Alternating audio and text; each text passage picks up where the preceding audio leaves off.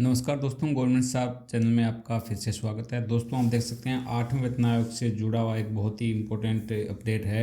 सबसे पहले आपको बताना चाहेंगे कि 23 जनवरी के आसपास डिपार्टमेंट ऑफ पर्सनल ट्रेनिंग ने स्टाफ साइड जो सेक्रेटरी है श्री शिव गोपाल जी मिश्रा जी, उनको एक लेटर लिखा था और बताया गया था कि आप अपने सजेशन है वो जल्द से जल्द हमें भेजें ताकि हम 8th पे कमीशन से जुड़े हुए जो टर्म्स ऑफ रेफरेंस है वो सेट कर सकें। तो इनका रिप्लाई आप देख सकते हैं 3 फरवरी को यहाँ जारी कर दिया गया है। तो इस लेटर में देखेंगे कि ये इन्होंने क्या क्या सजेशन दिए हैं, क्योंकि ये एक बहुत ही स्टार्टिंग का बेसिक सजेशन है। इसके बेस पे सारे आगे की रूपरेखा तैयार की जाएगी। तो इन सजेशंस का काफ़ी ज़्यादा इम्पोर्टेंस है। तो आप देख सकते हैं इन्होंने लिखा है डिप्टी सेक्रेटरी जेसीए और member secretary JCM department of personnel and training North Block New Delhi. तो आप देख सकते हैं इनका dear sir, in reference to आप जो लेटर भेजा था 23 जनवरी को, उसके रिगार्डिंग यहाँ जो नेशनल काउंसिल है जेसीएम, उन्होंने टर्म्स ऑफ रेफरेंस यहाँ भेजा है। It is requested that standing committee meeting of the NCJCM should also be called for discussion the terms of reference of eight central pay commission in detail before finalising it. इन्होंने ये भी कहा था कि आपको एक मीटिंग बुलानी चाहिए ताकि मीटिंग में हम डिटेल से डिस्कस कर सकें इन टर्म्स ऑफ रेफरेंस को फाइनलाइज करने से पहले। और ये जो इन्होंने सजेशंस भेजे हैं इन पे भी गौर से इनको करना चाहिए। तो देखते हैं कि आगे पैरा में इन्होंने क्या टर्म्स ऑफ रेफरेंस भेजे हैं, क्योंकि वो सभी सेंट्रल गवर्नमेंट एम्प्लॉयज़ के लिए काफ़ी ज़्यादा इम्पोर्टेंट है। चाहे वो पेंशन भोगी हो, किसी भी डिपार्टमेंट का एम्प्लॉय हो, सब के लिए ये बहुत ही ज़्यादा इम्पोर्टेंट होने वाले हैं। आप देख सकते हैं, तो देख सकते हैं terms of reference of 8th pay commission to be forwarded by secretary staff side NCJCM। तो इनका है कि to examine the existing structure of pay allowances and other benefits facilities retirement benefits like pension gratuity and other terminal benefits etcetera to be followed to the following categories of employees. यानी ये जो 8th pay commission के terms and reference के लिए suggestion है, इसमें सबसे पहले इन्होंने कहा कि इन कैटेगरी के जो एम्प्लॉय है वो सब के लिए ये फॉलो होने चाहिए। तो सबसे पहले लिखा है central government employees, industrial and non industrial. दूसरा लिखा है personnel belonging to all India services, personnel belonging to defence forces and paramilitary forces, यानी सबके लिए ये लागू होने चाहिए। पर्सनल कॉल्ड एज ग्रामीण डाक सेवक, यानी ग्रामीण डाक सेवकों को भी यहाँ उनके हितों की भी रक्षा की जाए, ये बात भी यहाँ कहा गया है, जो कि पोस्टल विभाग से जो बिलोंग करते हैं। आगे देख सकते हैं, आगे इन्होंने लिखा है personnel of union territories, officer and employee of Indian audit and account, member of regulatory bodies excluding RBI setup under act of parliament, employee of central government autonomous bodies and institution. And last लिखा है तो सब जो category के वो है उनके लिए यहाँ इन्होंने बताया है कि सबको यहाँ कंसिडर किया जाना चाहिए। और इनका सेकंड जो सजेशन है वो आप देख सकते हैं, उसमें लिखा गया है कि to workout comprehensive revised pay package for the categories of central government employees mentioned in para A as on 1 January 2026। यानी 1 जनवरी 2026 से जो ऊपर बताए गए हैं सभी डिपार्टमेंट या सभी टाइप के कैटेगरी के एम्प्लॉयज़ एंड ऑफिसर्स सब के लिए ये लागू किए जाने चाहिए। और जो सी में इन्होंने लिखा है, आप देख सकते हैं सी में इन्होंने लिखा है the commission will determine the pay structure benefit facilities retirement benefit welfare matters etcetera taking into the account to provide the minimum wage on a decent and dignified living wage with reference to the recommendation of 15 Labour Conference 1957 with modification in the Dr. Ackroyd formula considering the developments and life requirements which has undergone changes in last 65 years. Also the various judgment of Honorable Supreme Court judgment on fixing the minimum wage with effect from 1st January 2026. The Commission also consider to increase the consumption unit from 3 family to 3.6 family units as recommended by an expert committee constitution by Ministry of Labour and Employment to determine the national minimum wage policy in the year 2019। तो इन्होंने कहा है कि ये जो recommendation है 8वें वेतन आयोग के, उनको लागू करने से पहले ये जो कमेटियाँ बनी है जिसमें एक्रोड फॉर्मूला है वो ज़रूर कंसिडर किया जाए। साथ में बहुत सारे मैटर पे ऑनरेबल सुप्रीम कोर्ट के जजमेंट आ चुके हैं, ज़्यादातर उनमें कर्मचारियों और जो पेंशन भोगी है उनके पक्ष में गए हैं, तो उन रिकमेंडेशन को यहाँ लागू कर दिया जाए। क्योंकि उनमें क्या हो रहा है, ज़्यादातर में कुछ कर्मचारियों ने केस डाला, उनको उसका फ़ायदा मिला और बाकी को उनका फ़ायदा नहीं मिला। तो इन्होंने कहा कि इससे जो केस का जजमेंट यह है उस जजमेंट को रूल मान के उसको सबके लिए आगे के लिए अप्लाई कर दिया जाए। और मिनिमम वेज जो फिक्स करना है, जो पॉलिसी बनी थी 2019 में, उसमें भी जो यूनिट्स है, कंजप्शन यूनिट है, उनको भी 3 से 3.6 में कंसिडर किया जाए।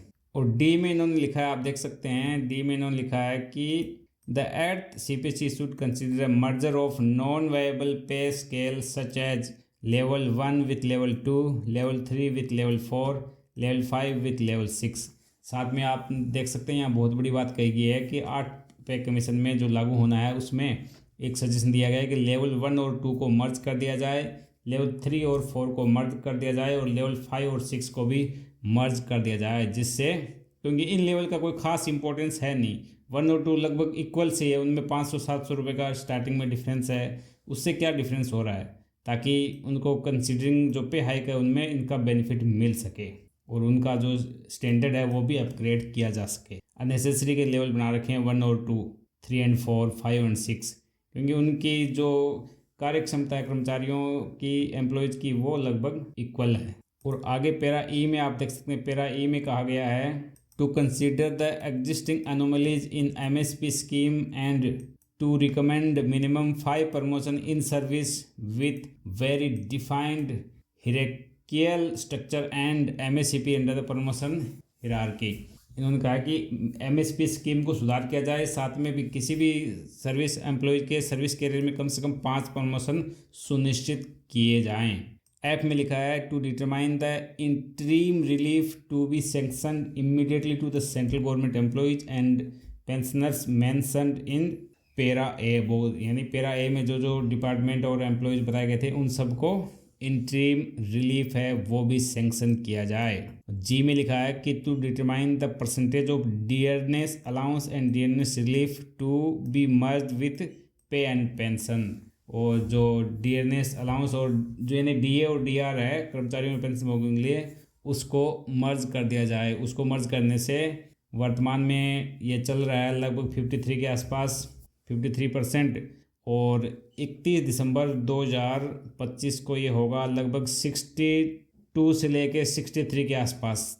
तो एटलीस्ट ये जो 0.6 हो जाएगा एक फिटमेंट फैक्टर, ये ऑटोमेटिक ही हो जाएगा 0.6, और जो आपकी बेसिक पे होगी वो हो जाएगी 1, तो 1.62 तो मिनिमम यही हो जाएगा फिटमेंट फैक्टर। इसके बाद जो गवर्नमेंट हाइक करेगी वो इसमें ऐड हो जाएगा। जैसे 30% हाइक किया तो इसमें 0.3 ऐड होकर ये 1.92 हो जाएगा, ज़्यादा करेगी तो ज़्यादा हो जाएगा।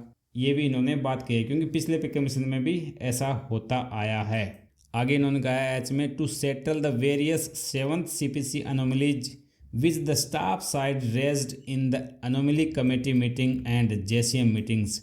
साथ में इन्होंने कहा कि 7वें वेतन आयोग में बहुत सारी अनोमलीज रह गई है जिसको time to time JCM meeting और जो कमेटी की मीटिंग हुई है उनमें हमने मुद्दा उठाया भी है, उनको एटलीस्ट रिजोल्व कर दिया जाए टाइम से, ताकि 8वें वेतन आयोग में इस प्रकार की अनोमलीज यानी कमियां खामियां न हो, जिसका खामियाजा कर्मचारियों और पेंशनभोगियों को बाद में न भुगतना पड़े। और आगे आई पॉइंट में इन्होंने कहा है, आप देख सकते हैं, to work out the improvement needed in the existing retirement benefits like pension, death cum retirement, gratuity, family pension, restoration of commuted portion of pension after 12 years, implementation of parliamentary standing committee recommendation for enhancement of pension after every 5 years, parity amongst past future pensioners. इन्होंने कहा कि जो retirement benefit है उनमें सुधार किया जाए, जिनमें पेंशन है, डेथ कम रिटायरमेंट, ग्रेजुएटी है, फैमिली पेंशन है, और जो कम्यूटेशन होता है वो 12 ईयर के बाद, यानी अभी वर्तमान 15 चल रहा था, उसके बजाय 12 ईयर के बाद उसको रिस्टोर करके उनको फुल पेंशन का बेनिफिट मिलना चाहिए। पार्लियामेंट्री कमेटी ने भी कई बार इस चीज़ को उठाया और एक्सेप्ट किया है और रिकमेंड किया है कि हर 5 साल में पेंशन बढ़नी चाहिए, उस चीज़ को भी यहाँ इंक्लूड किया जाना चाहिए। और जो पेंशन भोगी पहले के हैं और फ्यूचर में होने वाले हैं, इनके बीच में पेंशन पैरिटी यानी जो इनकी बेसिक पेंशन है उसमें जो अंतर या विभिन्नता है उसको ख़त्म कर दिया जाए ताकि सबको इक्वल बेनिफिट मिले। आगे जे में लिखा है to review and to restore the defined and non contributory pension scheme under CCS Pension Rule 1972 to the central government employees recruited on or after 1st जनवरी 2004। तो एक प्रकार से इन्होंने कहा है कि जो तो इस पैरा में इन्होंने क्लियर कहा है कि जो एम्प्लॉई 1 जनवरी 2004 के बाद सर्विस में आए हैं उनको OPS यानी ओल्ड पेंशन स्कीम का बेनिफिट दिया जाए, यानी नॉन कंट्रीब्यूटरी पेंशन स्कीम है जो पेंशन CCS पेंशन रूल 1972 है उसके हिसाब से सबको बेनिफिट दिया जाए। वर्तमान में सेना की जो 3 विंग है, Indian air force, Indian army and Indian navy, इन तीनों को ही OPS का बेनिफिट मिल रहा है, बाकी सबको NPS या दूसरी स्कीम में माइग्रेट कर दिया गया है जो 1 जनवरी 2004 के बाद एनरोल हुए हैं। आगे के में इन्होंने कहा है to recommend the parliamentary standing committee recommendation on CGHS related matter FMA and to recommend method of providing cashless hassle-free medical facilities to the employees and pensioners including postal pensioners, यानी post विभाग के कर्मचारियों pension भोगियों के साथ ही जो pension भोगी है उनको CGHS स्कीम है उसमें इम्प्रूवमेंट किया जाए, FMA का बेनिफिट वाले मेथड उस प्रोसेस को इम्प्रूवमेंट किया जाए और इनको कैशलेस जो मेडिकल फैसिलिटीज़ है वो मिले, ऐसा इंश्योर इस पे कमीशन में किया जाए। एल में इन्होंने लिखा है कि to review and recommend children education allowance and hostel subsidy up to post graduate level. वर्तमान में ये है 12th लेवल पे, इसको पोस्ट ग्रेजुएट लेवल पे यहाँ लागू किया जाए ताकि जो भी बच्चे हैं उनको चिल्ड्रन एजुकेशन का और हॉस्टल सब्सिडी का बेनिफिट है वो आगे तक मिले।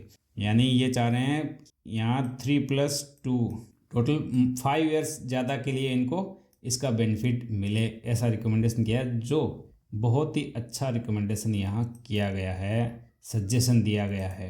और आप देख सकते हैं यहाँ इन्होंने एम में लिखा है टू रिव्यू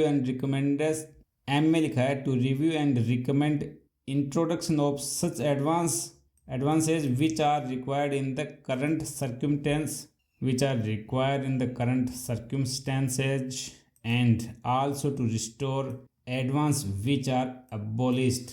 हाँ, आज के समय में जो रिक्वायरमेंट है आज के सिनेरियो में उस टाइप के एडवांस है, उनको कुछ जो सर्विस में रहते हुए एडवांस मिलते हैं, जो फंड की बात हो रही है यहाँ, उनको लागू किया जाए और जो पुराने हैं उनको ख़त्म कर दिया जाए। उनका किसी स्पेशल एडवांस का नाम इन्होंने नहीं लिखा है पर इन्होंने कहा कि करंट सिनेरियो के हिसाब से इन पर डिसीजन किया जाए। एन में लिखा है to consider payment of risk and hardship allowance to all category of railway employee in the Indian railway considering the risk and hardship involve in nature of duties of the railway employee who work round the clock on all 365 days.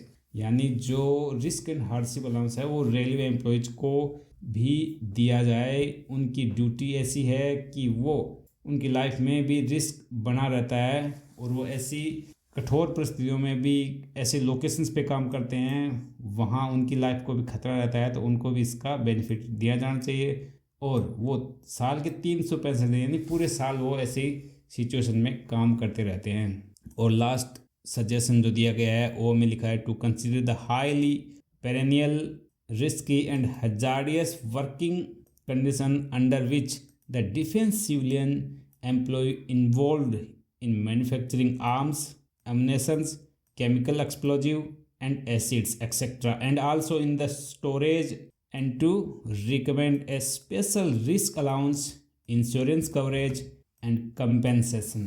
यानी जो defence civilian employees है वो भी काफ़ी risky और hazardous माहौल में काम करते हैं जहां उनकी जान माल को खतरा एनी टाइम बना रहता है, स्पेशली जो आर्म्स से जुड़े हुए हैं, एमुनेशन है या फिर केमिकल फैक्ट्रीज, केमिकल एक्सप्लोजिव वहाँ काम करते हैं, एसिड्स है, तो वहाँ उनको भी स्पेशल रिस्क अलाउंस दिया जाना चाहिए। साथ में उनकी जो कुछ इंश्योरेंस कवरेज भी दिया जाना चाहिए और किसी का कुछ हो जाता है इंसिडेंट एक्सीडेंट तो उनको सफिशेंट कंपेंसेशन भी दिया जाना चाहिए ताकि उनको भी इसका फ़ायदा मिल सके। तो दोस्तों आपने देखा कि काफ़ी सारे सजेशन यहाँ दिए गए हैं एनसी जेसीएम स्टाफ साइड की तरफ से, जो department of personnel and training को फॉरवर्ड किए गए हैं। तो आपने देखा, इनमें से कोई आपके दिमाग में और भी कोई सजेशन आ रहा है तो वीडियो के कमेंट में ज़रूर लिखें। इस वीडियो में बस इतना ही, मिलते हैं ऐसे इन्फॉर्मेटिव वीडियो के साथ, तब तक के लिए बाय बाय, टेक केयर, जय हिंद।